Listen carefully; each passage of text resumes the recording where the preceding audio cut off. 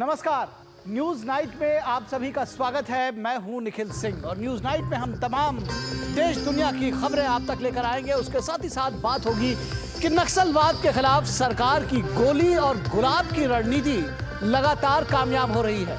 छत्तीसगढ़ में नक्सलवाद पर एक और करारा प्रहार हुआ है। सुकमा में सुरक्षा बलों के साथ मुठभेड़ में 17 नक्सली मारे गए और इसके साथ ही अमित शाह ने एक बार फिर दोहराया है कि 31 मार्च 2026 से पहले नक्सलवाद को देश से खत्म कर देंगे। यह संकल्प एक बार फिर से दोहराया है। तो इस पर कैसे कारगर रही है सरकार की रणनीति, विस्तार से चर्चा करेंगे। और इसका साथ ही साथ म्यांमार और थाईलैंड में विनाशकारी भूकंप की बात करेंगे, जिसमें मरने वालों का आंकड़ा 1000 के पार हो गया। 2000 से ज्यादा लोग इसमें घायल हुए हैं और ऐसे समय में भारत ने इन देशों के लिए मदद के हाथ बढ़ाए हैं। ऑपरेशन ब्रह्मा के तहत तेजी से राहत सामग्री भेजी गई है। प्रधानमंत्री नरेंद्र मोदी ने संवेदना जताई है और कहा है कि गरीबी दोस्त और पड़ोसी के रूप में हमेशा भारत इनके साथ खड़ा है।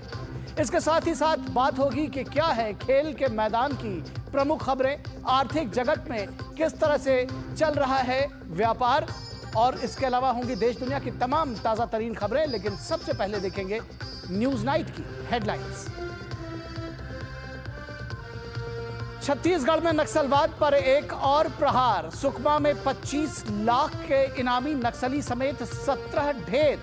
भारी मात्रा में हथियार और विस्फोटक बरामद। अमित शाह ने फिर दोहराया 31 मार्च 2026 से पहले नक्सलवाद को खत्म करने का संकल्प।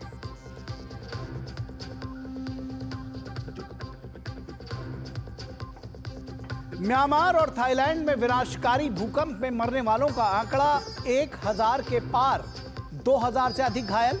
भारत ने ऑपरेशन ब्रह्मा के तहत भेजी राहत सामग्री। पीएम मोदी ने जताई संवेदना, कहा करीबी दोस्त और पड़ोसी के रूप में साथ खड़ा है भारत।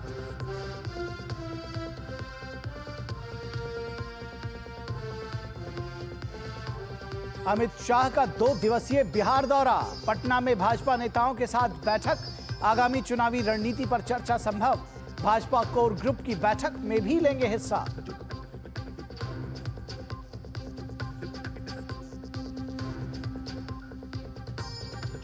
बिहार के बहुचर्चित बिटुमेन घोटाले में सीबीआई की विशेष अदालत का बड़ा फैसला। तत्कालीन मंत्री मोहम्मद इलियास हुसैन सहित 5 को 3 साल कैद की सजा, 32 लाख रुपए का जुर्माना।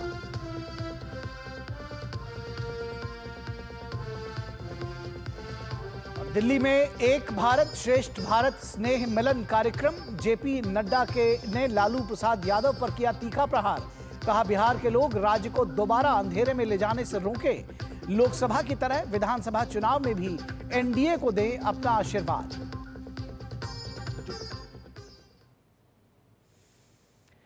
तो सबसे पहले बात नक्सलवाद से जुड़ी हुई, और नक्सलवाद के खिलाफ सरकार की गोली और गुलाब की रणनीति लगातार कामयाब हो रही है।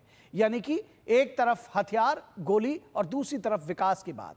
छत्तीसगढ़ में इसी के तहत नक्सलवाद पर एक और करारा प्रहार हुआ है। सुकमा में सुरक्षा बलों के साथ मुठभेड़ में 17 नक्सली मारे गए। इस ऑपरेशन में 11 महिला नक्सली और मोस्ट वांटेड नक्सली कुरडामी जगदीश उर्फ बुधरा भी मुठभेड़ में मारा गया, जिस पर 25 लाख रुपए का इनाम था। इसके साथ ही केंद्रीय गृह मंत्री अमित शाह ने 31 मार्च 2026 से पहले नक्सलवाद को खत्म करने का संकल्प एक बार फिर से दोहराया है। छत्तीसगढ़ के सुकमा जिले में नक्सली मोर्चे पर सुरक्षा बल के जवानों को बड़ी कामयाबी हासिल हुई है। उपमपल्ली केरलापाल इलाके के जंगल में सुरक्षा बलों के साथ मुठभेड़ में 17 नक्सली मारे गए। इस ऑपरेशन में 11 महिला नक्सली और मोस्ट वांटेड नक्सली कुहड़ामी जगदीश उर्फ बुधरा भी मारा गया, जिस पर 25 लाख का इनाम था। मारा गया माओवादी जगदीश सुकमा जिले के 1 दर्जन से अधिक गंभीर मामलों में वांटेड था। मुठभेड़ में मारे गए 7 नक्सलियों की पहचान हो गई है, वहीं अन्य नक्सलियों की पहचान जारी है। इसके साथ ही इलाके की सर्चिंग के बाद जवानों ने AK-47, SLR, INSAS rifle, rocket launcher, BGL launcher, हथियार के साथ साथ विस्फोटक भी बरामद किए।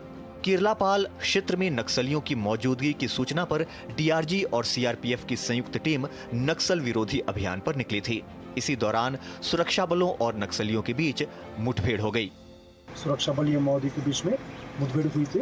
मुठभेड़ लगभग 4-5 घंटे लगातार चलता रहा। उसके पश्चात इलाके के सर्चिंग के दौरान 17 माओवादी को डेड बॉडी बरामद की गई थी। अब तक जो प्राथमिक शनाख्ती में इसमें Dandakaranya special zonal committee member Jagdish का जो बॉडी जो शनाख्त हुआ, जिसके ऊपर 25 लाख का इनाम है। केंद्रीय गृह मंत्री अमित शाह ने इस कार्रवाई को 31 मार्च 2026 से पहले नक्सलवाद को खत्म करने के लिए सरकार के संकल्प का हिस्सा बताया है। उन्होंने सोशल मीडिया प्लेटफॉर्म एक्स पर लिखा, नक्सलवाद पर एक और प्रहार। हमारी सुरक्षा एजेंसियों ने सुकमा में एक अभियान के दौरान नक्सलियों को ढेर कर दिया और स्वचालित हथियारों का एक बड़ा जखीरा बरामद किया।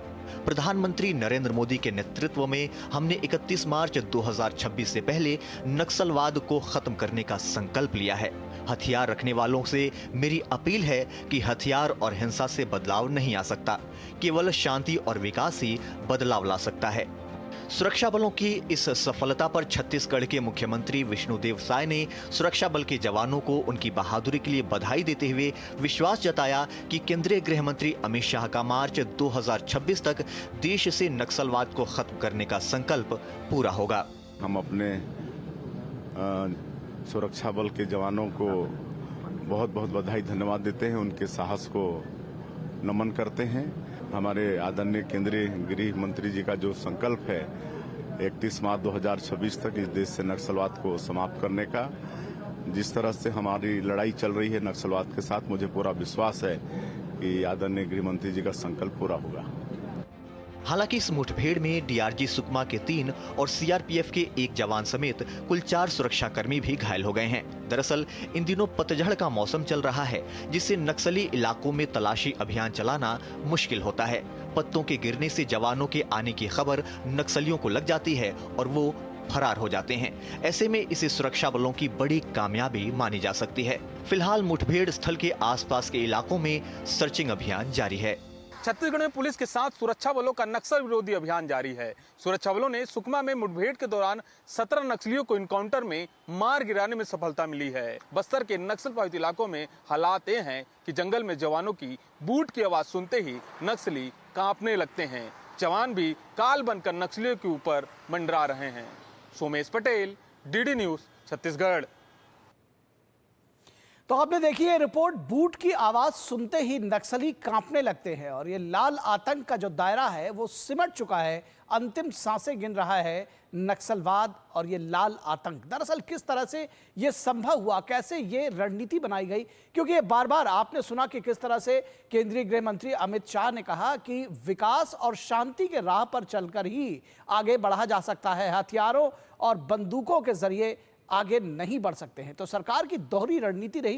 किस तरह से पूरी रणनीति रही हम आपको बताते हैं और किस तरह से पिछले 10 वर्षों में लगातार प्रहार करती रही है सरकार और केंद्रीय सुरक्षा बल। इसकी बात करेंगे। नक्सलवाद पर करारा प्रहार, पीएम मोदी के नेतृत्व में देश नक्सलवाद से मुक्ति की ओर आगे बढ़ रहा है। एक नासूर जो कभी हुआ करता था उससे छुटकारा पाने की राह पर हम आगे बढ़े हैं। एक संकल्प के साथ इस सिद्धि की ओर बढ़ रहे हैं। केंद्रीय गृह मंत्री ने 21 मार्च को राज्यसभा में यह ऐलान किया था, यह बयान दिया था कि 31 मार्च 2026 तक देश से नक्सलवाद का सफाया हो जाएगा, उसको खत्म कर देंगे और उसकी ओर लगातार हम बढ़ भी रहे हैं। बदली हुई रणनीति के तहत 2004-2014 के बीच नक्सली हिंसा के कुल 16,463 घटनाएं हुई थी। ये हम एक आपको आंकड़ा बता रहे हैं ताकि ये समझ में आए कि किस तरह से पिछले दिनों में और अब में क्या कुछ कार्रवाई हुई है। 2004 से 14 के बीच 16,463 घटनाएं हुई थी और उसके बाद जब आगे बढ़ेंगे और 2014 से 24 की बात करेंगे तो इस दौरान घटनाओं की संख्या 53% घट गई, 50% से ज्यादा घटकर 7,744 रह गई है। और जो पिछला एक साल गुजरा है इसमें ये घटनाएं और भी तेजी से जो है वो नीचे गई है।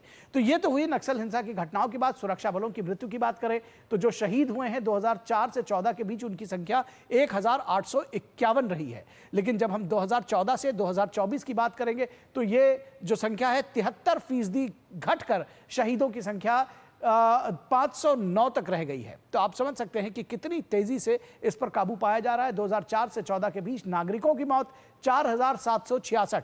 हम 10 वर्षों का स्पैन जो है वो कंपेयर कर रहे हैं। 2014 से 24 के बीच 70% की कमी इसमें भी आई और मृत्यु की जो नागरिकों के बीच की रही वो 1495 रह गई।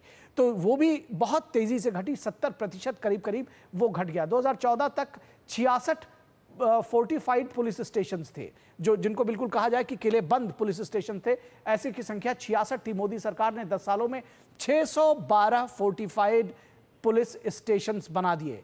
और आप समझ सकते हैं कि इसके साथ साथ इंफ्रा का जो विकास जिसकी हम बात कर रहे हैं वो इसकी झलक साफ तौर पर देखी जा सकती है। 2014 में सर्वाधिक नक्सल प्रभावित जिलों की संख्या 126 थी, यानी मोदी सरकार के आने के ठीक पहले 126 जिले पूरे देश में प्रभावित थे। अब यह केवल 12 तक सीमित आ गई है और मार्च 2026 में इनकी संख्या 0 हो जाएगी, ऐसा सरकार का विश्वास है और उसका दावा है, संकल्प है।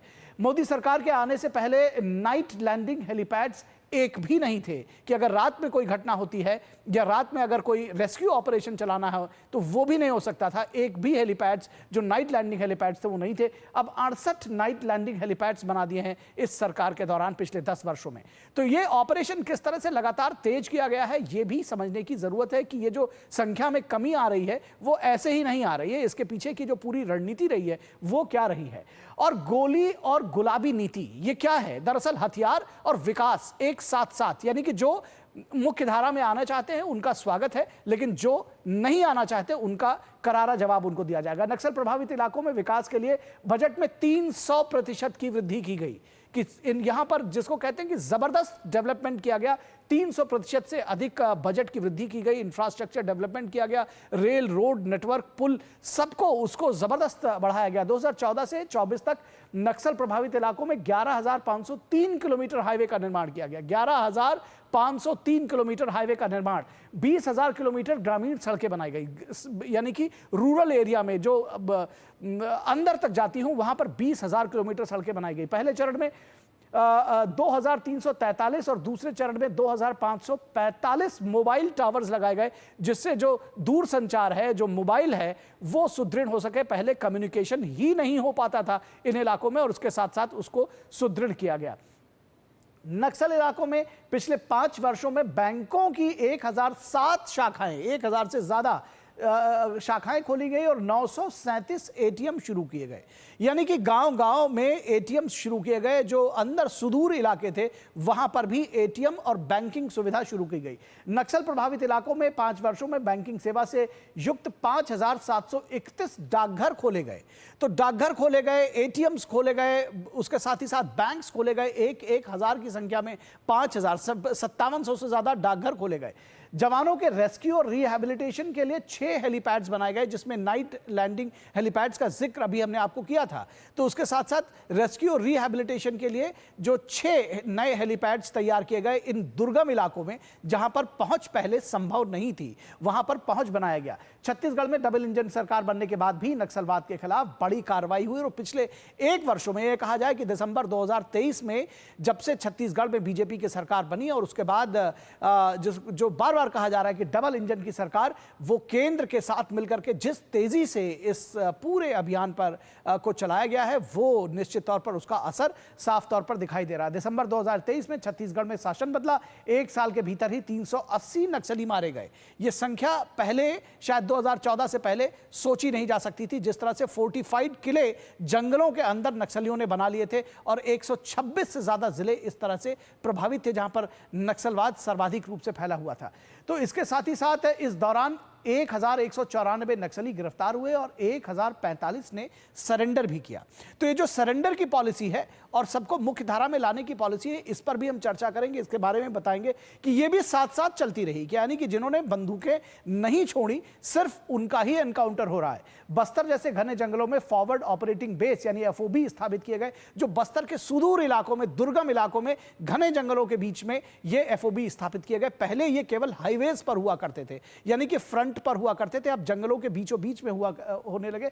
ये एफओबीज बहुत काम आए इस पूरे ऑपरेशन के दौरान। ये शिविर माओवादी ठिकानों के करीब बनाए गए हैं और 5 किलोमीटर के अंतराल पर सुरक्षा ग्रिड बनाते हैं, यानी कि हर 5 किलोमीटर पर बैकिंग मिलती है सुरक्षा बलों को। अगर कोई घटना हो जाती है तो उस पूरे इलाकों में 5-5 किलोमीटर पर ये एफओबीज हैं और ये वहां से अपनी कुमुक, अपनी जो सुरक्षा है वो पहुंचाते हैं। तो एक तरह से नक्सलियों के साथ रणनीतिक तौर पर ये जो सुरक्षा है वो बढ़ाई गई। सुरक्षा बलों को AK series rifles, grenade launcher, rocket launcher जैसे अत्याधुनिक हथियार से लैस किया गया, नाइट विजन कैमरास दिए गए और बहुत सारे अत्याधुनिक हथियार दिए गए, जिससे जो ये लड़ाई है वो बराबरी की हो सके। और जब सुदूर दुर्गम जंगलों में लड़ाई हो तो किसी भी तरह के हथियारों की, गोला बारूद की कमी ना हो। तो आप ये देख सकते हैं कि किस तरह के अत्याधुनिक हथियार दिए गए। बख्तरबंद वाहनों का इस्तेमाल किया गया जो बारूदी सुरंगों से बचाव और हमले में प्रभावी है। बिल्कुल बख्तरबंद वाहनों का, इसके पहले आपने सुना होगा कि अक्सर वहां पे बारूदी सुरंगों का शिकार हमारे जो सुरक्षा बल हैं वो हो जाते हैं। उससे बचाने के लिए इस तरह के वाहनों का इस्तेमाल किया गया और उससे ताकि जो हमारा जो अटैक है वो बिल्कुल फ्लॉलेस हो सके, लगातार जो है वो पिन पॉइंटेड हो सके। निगरानी के लिए ड्रोन और हेरॉन UAV का उपयोग किया गया। तो जो अत्याधुनिक सुविधाएं हैं, ड्रोन्स के जरिए निगरानी की गई नक्सलियों की और ये बताया जाता है कि करीब 35 फीट तक, 5 किलोमीटर से लेकर 35 फीट तक के करीब जो है नक्सलियों को इन्होंने कई मौके ऐसे आए हैं जहां पर निगरानी की है इन हमारे ड्रोन्स ने और UAVs ने।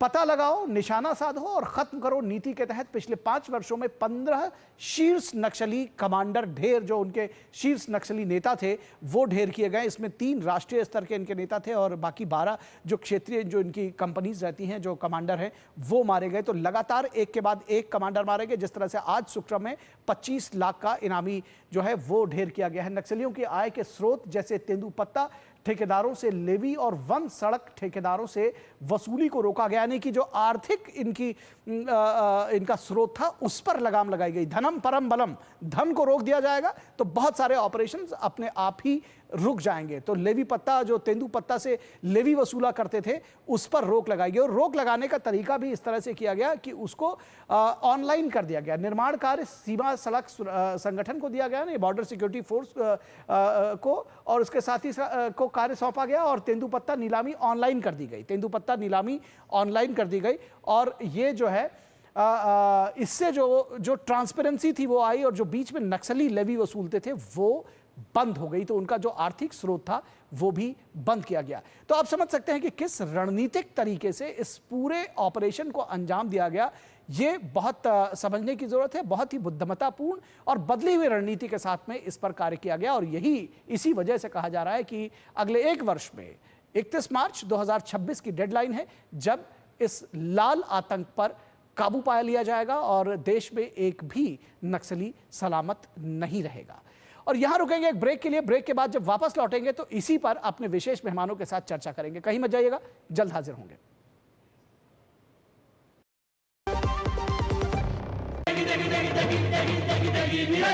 MDH की देगी मिर्च का तड़का, अंग अंग फड़का। MDH की देगी मिर्च। एक ऐसा तबका जो रिटायरमेंट के बारे में आज भी बिल्कुल नहीं सोचता वो है औरतें। औरतें कमा के भी वनरेबल हैं। सो एनपीएस एक इक्वालिटी ला रहा है। हम सब एक बराबर प्लेटफॉर्म पे हैं। अपने बेहतर कल को सुनिश्चित करने के लिए एनपीएस जरूरी है। मेरी पसंद, मेरी पसंद, मेरी पसंद, मेरी पसंद, हमारी पसंद, हम सबकी पसंद। मजबूत देश का मजबूत सरिया हो गया स्टील।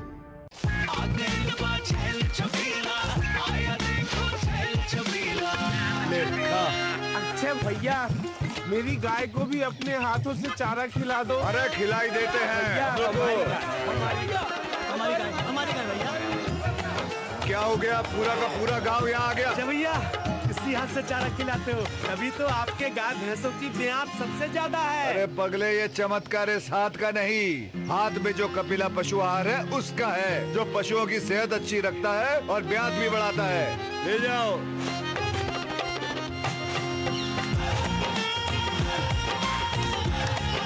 कपिला, देश का नंबर 1 पशु आहार।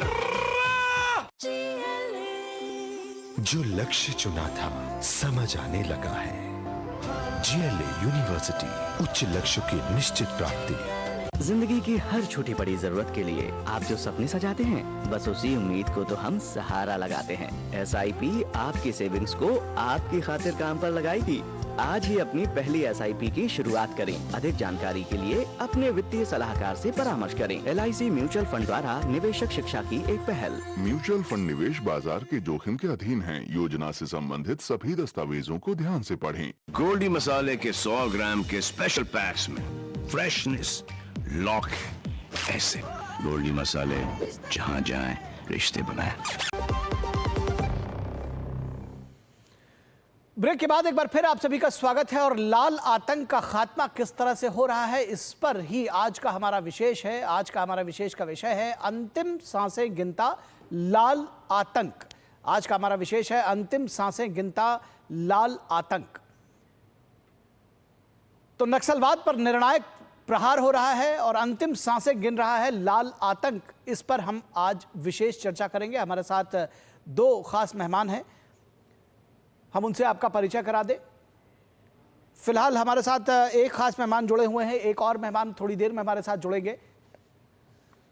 हम आपसे अपने मेहमानों का परिचय करा दें। हमारे साथ विनय कुमार जो कि वरिष्ठ पत्रकार हैं जुड़े हुए हैं। विनय जी, बहुत स्वागत है आपका। और हमारे साथ थोड़ी देर में एक और गेस्ट जुड़ेंगे, उनसे भी हम इस विषय पर बातचीत करेंगे। लेकिन विनय जी, अगर आपके साथ शुरू करें तो सबसे पहला ये जो सवाल लोगों के जहन में आता है कि 31 मार्च 2026 की डेडलाइन दे दी है सरकार ने, अमित शाह ने। किस तरह से आप देखते हैं इस आत्मविश्वास की वजह क्या है? क्या है बदली हुई रणनीति जिस पर यह लगता है कि साल भर तो बहुत ज्यादा है, हम इससे पहले ही इस आतंक को समेट देंगे? एक बार आप अपना एपरेटस चेक कर लें, इंस्ट्रूमेंट चेक कर लें, आपकी आवाज नहीं आ रही। निश्चित रूप से जिस तरह से गृह मंत्री सीरियस हैं और वो चाहते हैं कि नक्सलवाद समाप्त हो, हर तरह से काम हो रहा है। अगर नक्सली सरेंडर करना चाहते हैं तो उनके लिए भी पॉलिसी बनाई गई, क्योंकि गृह मंत्री अमित शाह जी का मानना है स्पष्ट रूप से कि हिंसा से किसी समस्या का समाधान नहीं हो सकता है जी। और लोकतंत्र में भी हिंसा का कोई स्थान नहीं है। तो ऐसे में विकास के माध्यम से और शांति के माध्यम से आप इस समस्या का समाधान चाहेंगे, क्योंकि लोग आज आम लोग चाहते हैं शांति, आम लोग चाहते हैं विकास। जो ये इलाका है, दंतेवाड़े का इलाका है जी, सुकमा का इलाका है, इन इलाकों के लोग भी चाहते हैं कि हम विकास मेरे घर तक पहुंचे और पहुंच रहा है। वहां जिस तरह की सुविधाएं, आधारभूत सुविधाओं का विकास किया गया है, तो निश्चित रूप से लोगों में परिवर्तन दिखाई पड़ रहा है। और चूंकि अगर आप फिगर भी देखेंगे तो पिछले इस साल 100 नक्सली मारे गए हैं बस्तर के इलाके में, बहुत बड़ी उपलब्धि है जी। और पिछले 20 मार्च से 29 मार्च के बीच में 10 दिन में 49 नक्सली मारे गए, तो एक बहुत बड़ी कामयाबी है। जिस तरह से सुरक्षा बल हमारे हैं, तत्पर हैं, और जिस तरह से नक्सलियों के खिलाफ अभियान चलाया जा रहा है, उन्हें अवसर भी दिया जा रहा है कि आप चाहे तो सरेंडर कर। उनके लिए एक नीति भी बनाई गई, सरेंडर नीति भी बहुत अच्छी है। तो अब स्पष्ट रूप से सरकार का संदेश है, क्योंकि पहले की सरकारें उस तरह से एक्टिवली काम नहीं करती थी, तो कहीं न कहीं नक्सलियों का मनोबल बढ़ता था। लेकिन आज ये तय है कि अगर आप नक्सलवाद की घटना को अंजाम देंगे तो आपको बख्शा नहीं जाएगा, आपको छोड़ा नहीं जाएगा। तो ये एक रणनीति में परिवर्तन हुआ है। और 2014 के बाद से, जब से नरेंद्र मोदी देश के प्रधानमंत्री बने हैं, उन्होंने नक्सलवाद को सफाया करने का एक संकल्प ले रखा है। ठीक है, दरअसल क्या बदला है और किस तरह बदला है, ये समझना चाह रहे हैं। क्योंकि आपको याद होगा कि किस तरह से 76 CRPF के 76 जवान मार दिए गए थे। ये आए दिनों इस तरह की घटनाएं होती थी जब हमारे जवान वो उसके शिकार हो जाते थे और बारूदी सुरंग जो है वो उनका पीछा नहीं छोड़ती थी, वो उसके शिकार होते थे। आपको याद होगा किस तरह से कांग्रेस के तमाम बड़े नेता राज्य के जो थे वो एक नक्सली हिंसा में मार दिए गए थे। तो ये सब बड़ी आम घटनाएं हो गई थी। किस तरह से ये बदली सारी रणनीति, क्या कुछ बदला, आज एक ये बड़ी जानना चाह रहे हैं। सुरक्षा बलों को आज एक बड़ी उपलब्धि मिली, 2013 में कांग्रेस नेता महेंद्र कर्मा की हत्या की गई थी, नक्सलियों ने की थी। तो जो नक्सली उसमें शामिल थे, उसमें जगदीश उर्फ बुधरा भी शामिल थे। आज उनकी भी हत्या हो गई जी, वो भी मार गिराए गए। नक्सली भी 17 नक्सली आज मारे गए हैं, जिनमें से 11 महिला नक्सली। तो नक्सलियों के खिलाफ जो अभियान है, जो हमारे सुरक्षा बल है, वो बहुत बेहतरीन ढंग से चला रहे हैं। और चूंकि अब हर आदमी में, जो लोकल आदमी है, वो देख रहा है कि हमारे घर तक विकास पहुंच रहा है, हमारे घर तक अनाज पहुंच रहा है, हमारे घर तक सड़क पहुंच रहा है, हमारे घर तक बिजली पहुंच रहा है। पहले ये इन चीजों का अभाव था। गांव में जाने के लिए रास्ता नहीं होता था, स्कूल नहीं रहता था, सड़क नहीं रहता था। तो अब क्या है कि परिवर्तन गांव के लोगों में भी। तो अब नक्सलियों के प्रति सिंपैथी रखने वाले लोगों की संख्या एकदम नगण्य हो गई है। इसीलिए आप देखेंगे कि जो छत्तीसगढ़ हो, चाहे झारखंड का इलाका हो या उड़ीसा का इलाका हो, जहां पहले एक समय नक्सलियों की तूती बोलती थी, वहां नक्सली अब अपनी जान बचाने के लिए भाग रहे हैं और घेर के उनको मारा जा रहा है। तो मुझे लगता है कि ये जो अमित शाह जी का अभियान है, निश्चित रूप से 26 मार्च 31 मार्च के पहले इस देश से नक्सलवाद का समापन हो जाएगा, नक्सलवाद समाप्त हो जाएगा और देश के लोग, राज्य के लोग खुशी से, अमन चैन से रह पाएंगे। ठीक है, आप हमारे साथ दूसरे हमारे खास मेहमान विक्रम सिंह, जो कि पूर्व पुलिस महानिदेशक है, वो हमारे साथ जुड़ चुके हैं। बहुत स्वागत है विक्रम सिंह जी। और आपसे समझना चाहेंगे, ये बदली हुई रणनीति, जब कहते हैं कि गोली और गुलाब की रणनीति है और बदली हुई है रणनीति, क्या कुछ बदला है ये समझना चाह रहे हैं? क्योंकि बदला तो है, अगर बदला नहीं होता तो 1 साल के अंदर इसको खत्म कर देने का आत्मविश्वास जो है वो नहीं दिखाते गृह मंत्री। तो क्या कुछ बदला है, कैसे बदला है, ये आपसे समझना चाहेंगे। इसमें क्रांतिकारी परिवर्तन आया है, ये कोई सामान्य परिवर्तन थोड़े ही है। क्रांतिकारी परिवर्तन यहां तक कि अगर आप देख लें कि जो समन्वय paramilitary forces, state intelligence, state police forces का है, जो व्यावसायिक दक्षता का परिचय दिया गया है, ये चीज कल्पना शक्ति की उड़ान सुनाई दिखाई पड़ती थी कि बस्तर के अंदर जाकर के भी हमारे सुरक्षा बल या इस जगहों पे दुर्गम क्षेत्रों में जाकर के ऐसी अभूतपूर्व सफलता प्राप्त करेंगे। आप याद करें, जहानाबाद जेल ब्रेक, ट्रेन की हाईजैकिंग और जिस चीज का हमारे राजनेताओं का नरसंहार किया गया था, और नक्सलियों का ये कह देना कि हम 6 इंच सर छोटा कर देंगे, घनासे से सर काट करके उन्हीं के रक्त से चेतावनी स्थानीय जनता को देते थे। उनके स्वचालित हथियार और उनकी गोलियों की तड़तड़ाहट की गूंज से क्षेत्र कांप जाता था। थानों पर आक्रमण होना, पुलिस लाइन पर आक्रमण करना, और जिस तरीके से जो उनके एक्सप्लोजिव्स थे, जो उनकी टेक्नोलॉजी थी आईईडी की और एक्सप्लोजिव्स की, उससे मैं समझता हूं कि जो नुकसान हमारे सुरक्षा बल ने उठाया, और आज की तारीख में आप देख लें कि जो भीष्म प्रतिज्ञा माननीय गृह मंत्री जी ने की है, मुझे विश्वास नहीं हुआ था, लेकिन आज उन्होंने जो कहा उसको करके दिखाया। और ये अभूतपूर्व सफलता के पीछे अगर मैं प्रमुख 3 कारण बताऊं, पारस्परिक समन्वय स्टेट पुलिस फोर्सेस और पैरामिलिट्री फोर्सेस में, एडवांस इंटेलिजेंस और इंटेलिजेंस शेयरिंग और टेक्नोलॉजी का इस्तेमाल। पहले ये कहा जाता था दुर्गम क्षेत्रों में हम जा नहीं सकते हैं, और हम लोगों ने, मैंने खुद भी, जो डॉग्स होते हैं, पुलिस डॉग्स होते हैं, और इस तरीके के हथकंडे इस्तेमाल किए कि किसी तरीके से हम वहां किए। आज हमारे पास ड्रोन टेक्नोलॉजी है, आज एआई है, आज हमारे पास आर्टिफिशियल इंटेलिजेंस के साथ साथ फेशियल रिकग्निशन सॉफ्टवेयर है, मशीन लर्निंग है।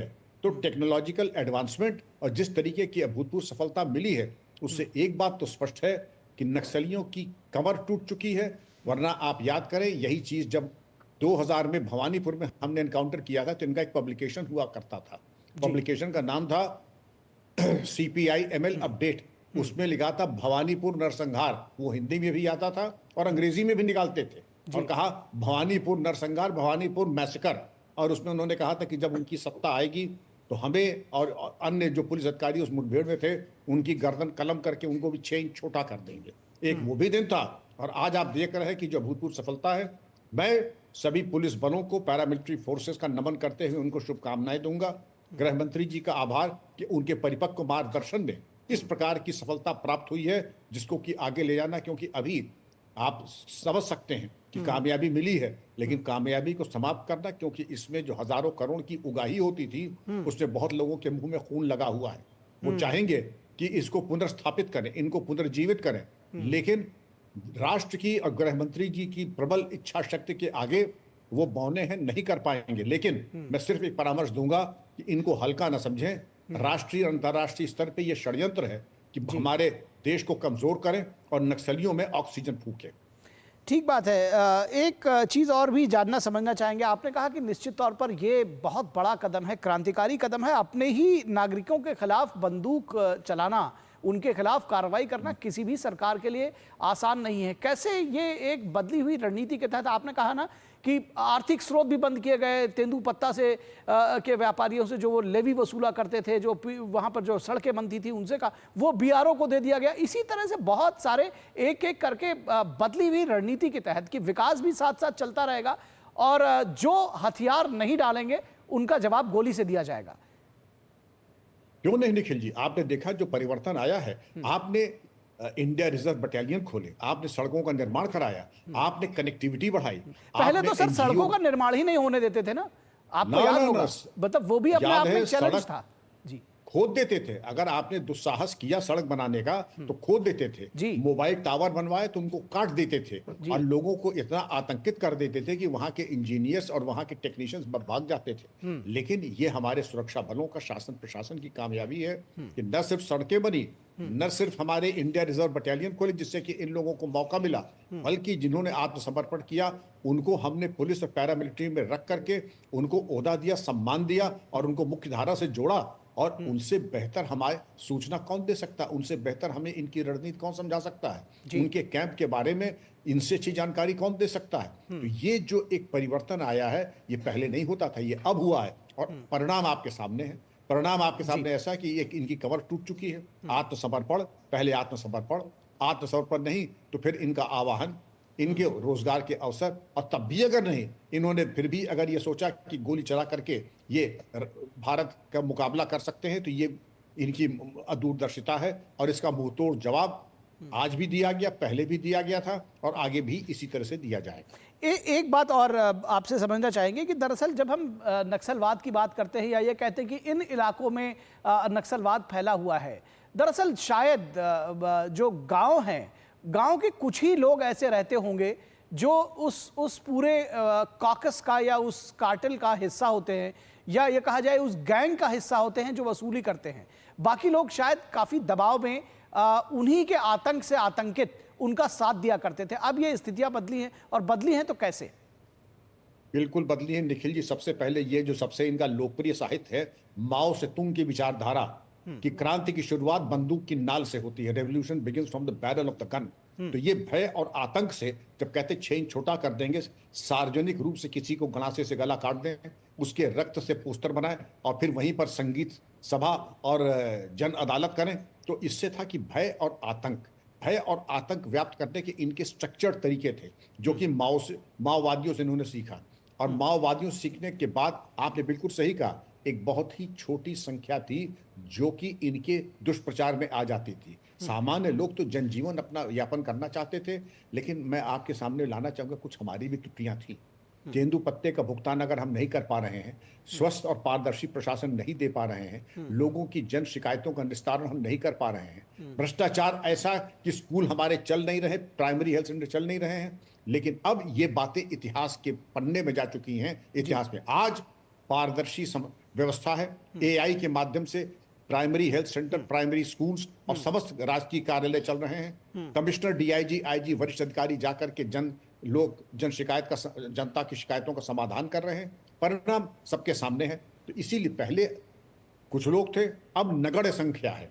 नगण्य संख्या उनकी, क्योंकि ये लोग प्रलोभन भी देते हैं, ऐसा नहीं कि केवल आतंकित करते हैं, ये प्रलोभन भी देते हैं। आप उस प्रलोभन में यूं नहीं आते क्योंकि रोजगार के अवसर एनजीओ सरकार के माध्यम से मिल रहे हैं। आपके इंडिया रिजर्व बटालियन में नौकरियां लग रही हैं, नक्सलियों की नौकरियां लग रही हैं, इनके यहाँ स्वयंसेवी संस्थान इनको पापड़, बड़ी अचार, इस तरीके के स्वरोजगार में इनको उत्प्रेरित कर रहे हैं। तो देखिए, ये परिवर्तन अकस्मात नहीं हुआ। सरकार की एक रणनीति के तहत रोजगार, स्वावलंबन और अपने पैर पे खड़ा करने, और परिणाम सबके सामने। जी बिना जी, चलते चलते आपसे एक सवाल बहुत संक्षेप में उसका जवाब चाहूँगा कि जिस तरह से कहा कि बदली हुई रणनीति के तहत ये सारा कुछ हुआ है, एक दृढ़ राजनीतिक इच्छा शक्ति की जरूरत होती है इन सब चीजों को कहने के लिए। सुनने में तो बहुत अच्छा लगता है कि रणनीति बदल दीजिए जी, सड़क बना लीजिए, ऐसा कर दीजिए, लेकिन वो करना इतना आसान नहीं होता।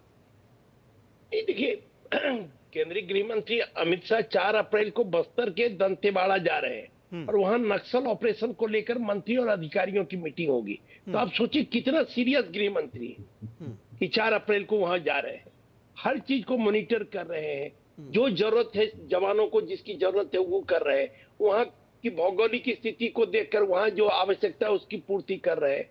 तो ये परिवर्तन जो अभी परिवर्तन दिखाई पड़ रहा है और उसके कारण अब नक्सलियों के खिलाफ माहौल बन रहा है।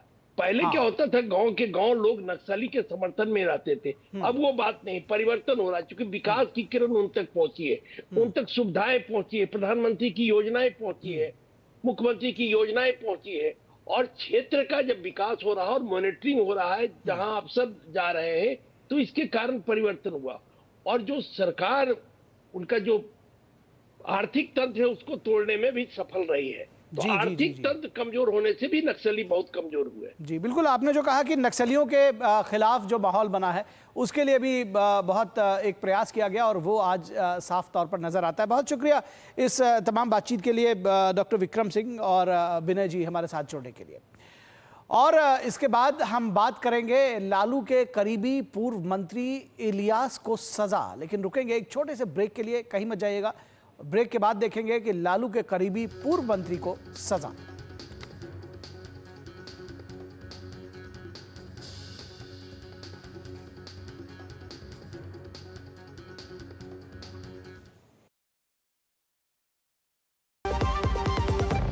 जीरा से प्यास बुझाए, डाइजेशन के लिए मस्त, शरीर में नमक पानी का बैलेंस बनाए।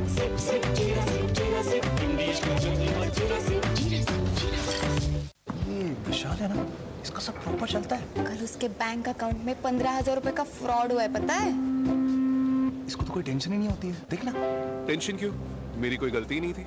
फिर भी फ्रॉड होने पर मैंने तुरंत बैंक को इन्फॉर्म कर दिया। आरबीआई कहता है अगर आपके अकाउंट से किसी ने धोखे से पैसे निकाले हैं तो बैंक को जल्द से जल्द इन्फॉर्म कीजिए। 3 दिन के अंदर इन्फॉर्म किया तो कोई नुकसान नहीं होगा, जितना लेट करोगे उतना ज्यादा नुकसान। और सुन, सब चलता नहीं है, प्रॉपर चलाना पड़ता है। आरबीआई कहता है जानकार बनिए, सतर्क रहिए। जन जन का रखे ध्यान, टीबी मुक्त भारत अभियान। इस अभियान का नारा टीबी संबंधित भेदभाव को मिटाओ, देश को टीबी मुक्त बनाओ। एक्टिव टीबी रोगी के करीबी संपर्क में आने से टीबी फैल सकता है, लेकिन नियमित उपचार शुरू होते ही टीबी रोगी से दूसरों में बीमारी का संक्रमण बंद हो जाता है। यहाँ तक कि सिर्फ हाथ मिलाने या टीबी रोगी के साथ समय बिताने से टीबी नहीं फैलता। तो बताइए आप, जब टीबी की जांच और उपचार है आसान, तो डर या भेदभाव की कैसी बात? ना शर्माना, ना घबराना, टीबी की जांच करवाना। टीबी के लक्षण होने पर तुरंत अपने नजदीकी निजी या सरकारी अस्पताल या आयुष्मान आरोग्य मंदिर में जाएं। इस संदेश को औरों तक पहुंचाकर आइए टीबी को जड़ से मिटाएं।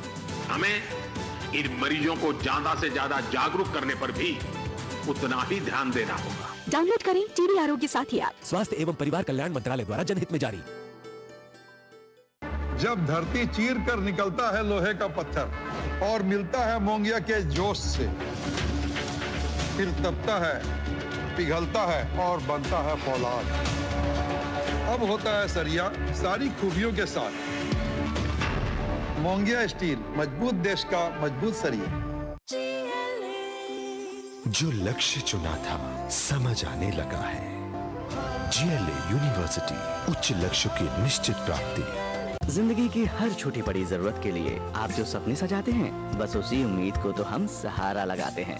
SIP आपकी सेविंग्स को आपकी खातिर काम पर लगाएगी। आज ही अपनी पहली SIP की शुरुआत करें। अधिक जानकारी के लिए अपने वित्तीय सलाहकार से परामर्श करें। LIC म्यूचुअल फंड द्वारा निवेशक शिक्षा की एक पहल। म्यूचुअल फंड निवेश बाजार के जोखिम के अधीन है। योजना से संबंधित सभी दस्तावेजों को ध्यान से पढ़ें। गोल्डी मसाले के 100 ग्राम के स्पेशल पैक्स में फ्रेशनेस लॉक ऐसे। गोल्डी मसाले, जहां जाएं रिश्ते बनाएं।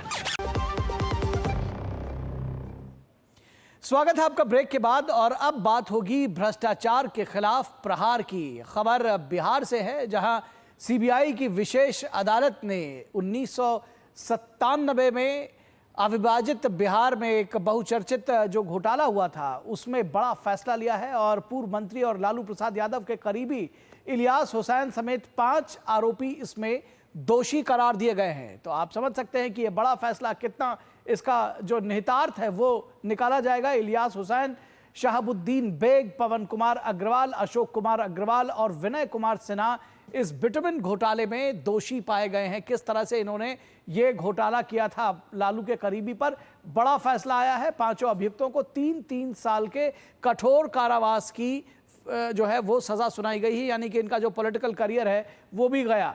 तो कोर्ट ने सबूत के अभाव में 7 आरोपियों को बरी भी कर दिया है। 5 लोगों को दोषी ठहराया है, 3-3 साल की सजा हुई है, 7 लोगों को बरी किया है और सभी दोषियों पर अदालत ने 32 लाख रुपए का जुर्माना लगाया है।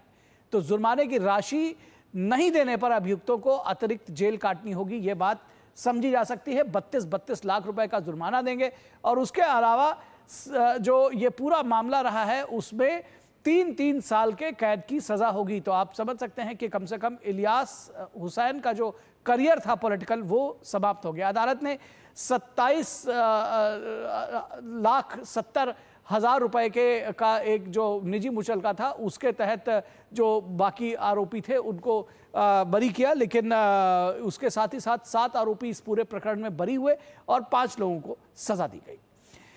और केंद्रीय मंत्री और बीजेपी के अध्यक्ष जेपी नड्डा ने दिल्ली में एक भारत श्रेष्ठ भारत स्नेह मिलन कार्यक्रम को संबोधित किया। कार्यक्रम को संबोधित करते हुए उन्होंने कहा कि बिहार विकास की राह पर है। उन्होंने बिहार के लोगों से राज्य को दोबारा अंधेरे में जाने से बचाने का आह्वान किया। उन्होंने कहा कि जिस तरह से आप लोगों ने लोकसभा चुनाव में जनादेश दिया, उसी तरह बिहार विधानसभा चुनाव में भी एनडीए के पक्ष में मतदान करें। ये मीसा जी का नाम मीसा क्यों पड़ा? क्योंकि लालू जी जेल में थे जब ये पैदा हुई और यही जब बिहार के मुख्यमंत्री बने तो क्या हाल बिहार का बना दिया। बोलो, जंगल राज था कि नहीं था? आप बताइए, डॉक्टर वहां से पलायन हुए थे कि नहीं हुए थे? आप बताइए, अपहरण उद्योग था कि नहीं था?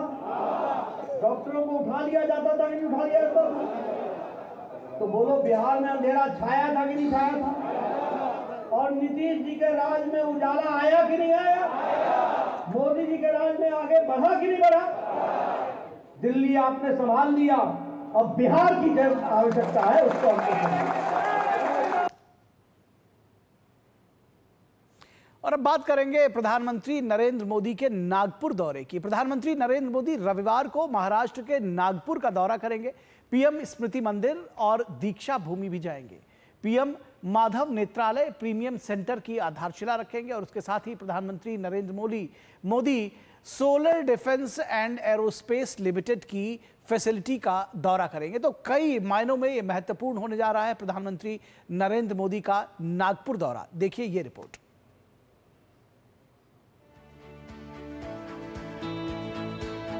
रविवार को प्रधानमंत्री नरेंद्र मोदी महाराष्ट्र के नागपुर का दौरा करेंगे।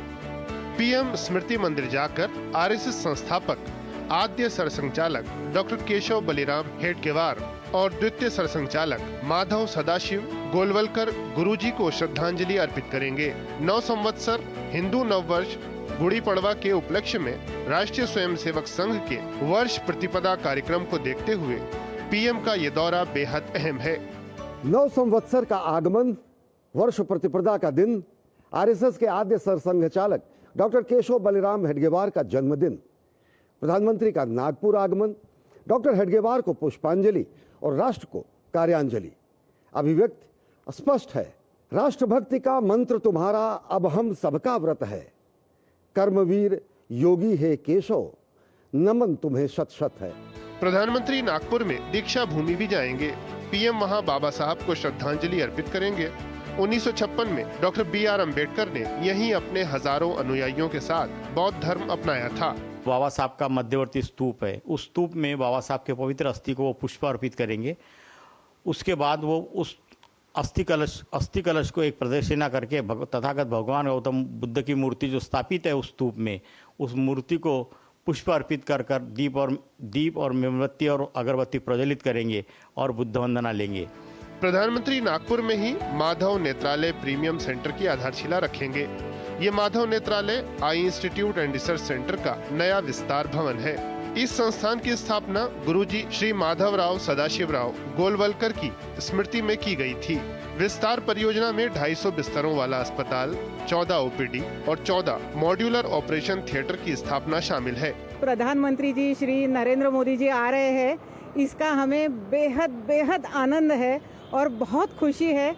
मैं मोदी जी के बारे में 2 शब्द कहना चाहूँगा कि मेरे भारत की श्वास है तू, इस जन जन का विश्वास है तू, आने वाला एक सूरज नया, सारी धरती की आस है तू।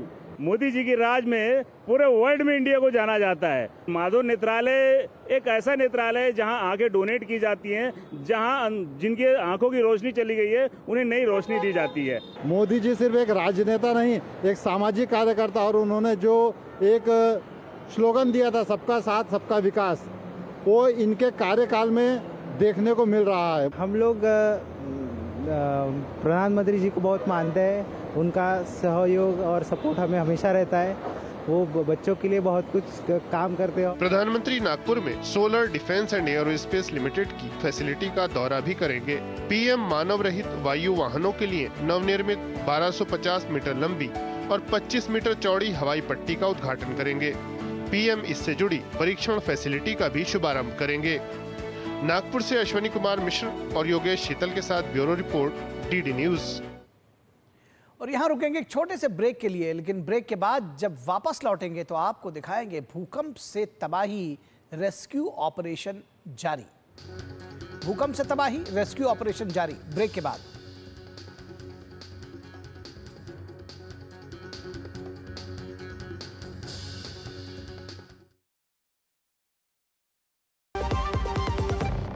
सस्ते वाले दाल मसाले स्वाद हुआ बेकार, MDH की हल्दी मिर्ची धनिया करे कमाल। ये रंग दे, ये खुशबू दे, ये तीखा, ये कम पड़े, क्या निराला MDH मसाला। रिटायरमेंट प्लानिंग के लिए तेरा SIP के बारे में क्या ख्याल है? रिटायरमेंट अभी तो पूरी लाइफ बाकी है यार।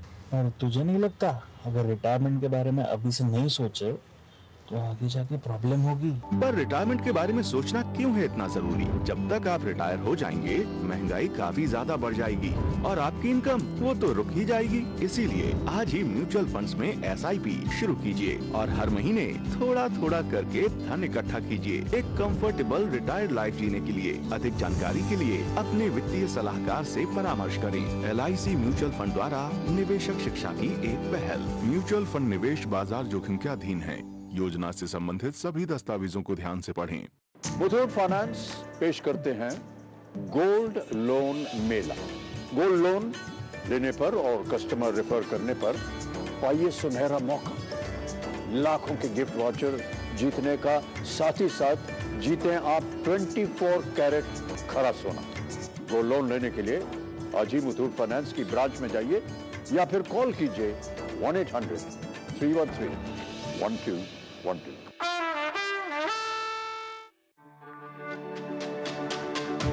मेरी पसंद, मेरी पसंद, मेरी पसंद, मेरी पसंद, हमारी पसंद, हम सबकी पसंद। मजबूत देश का मजबूत सरिया होंगे स्टील। जो लक्ष्य चुना था समझ आने लगा है। GLA यूनिवर्सिटी, उच्च लक्ष्य की निश्चित प्राप्ति। विभाग अनेक, कंप्लेंट बॉक्स 1। किसी भी सरकारी दफ्तर, विभाग या बैंक से जुड़ी शिकायत के लिए pgportal.gov.in पर जाएं, रजिस्टर करें, संबंधित विभाग चुनें, शिकायत दर्ज करें और ट्रैकिंग ID नोट करें। SMS या ईमेल पर एक्नॉलेजमेंट पाएं और शिकायत का जवाब सीधे मंत्रालय से प्राप्त करें। अब तक 1 करोड़ 12 लाख से अधिक भारतीयों ने भरोसा जताया। CP ग्राम्स, आपकी हर शिकायत का हल। अभी शिकायत दर्ज करें pgportal.gov.in। MDH का किचन किंग किचन में हो तो हम सब कुछ बना सकते हैं। बैंगन का भरता, आलू गोभी, भिंडी मसाला और भी बहुत कुछ।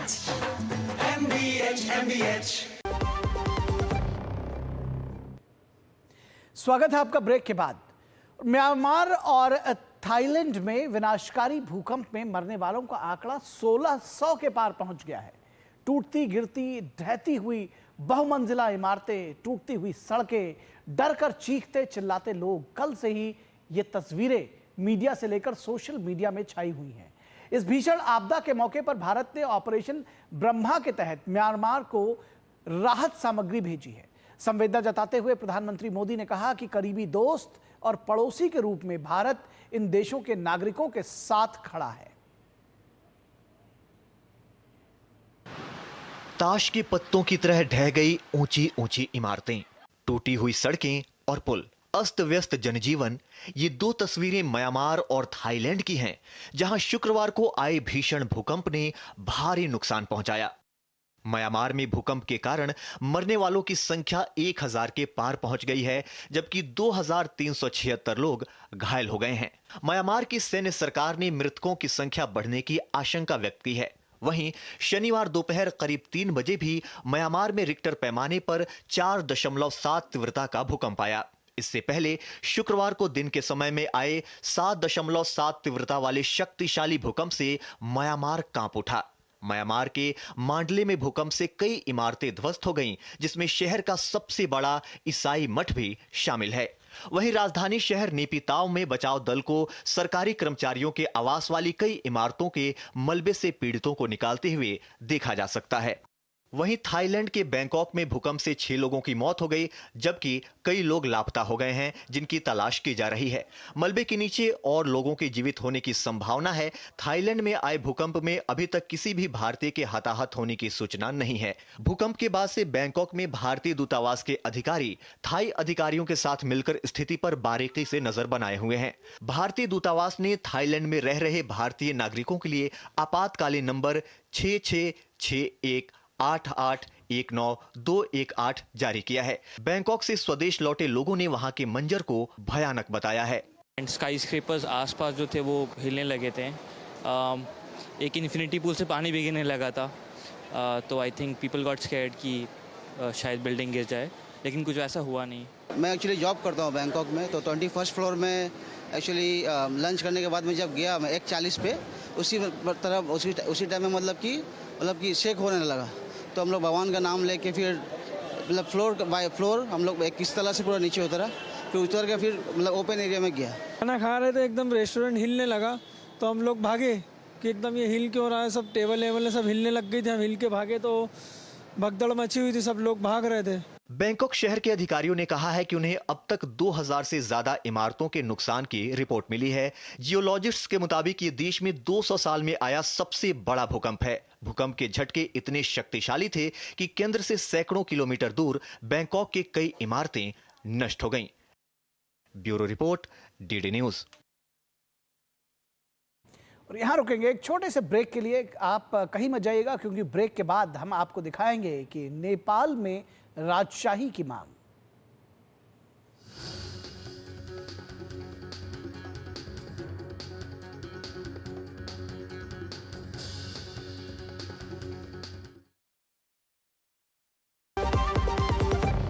जीरा से प्यास बुझाए, डाइजेशन के लिए मस्त, शरीर में नमक पानी का बैलेंस बनाए।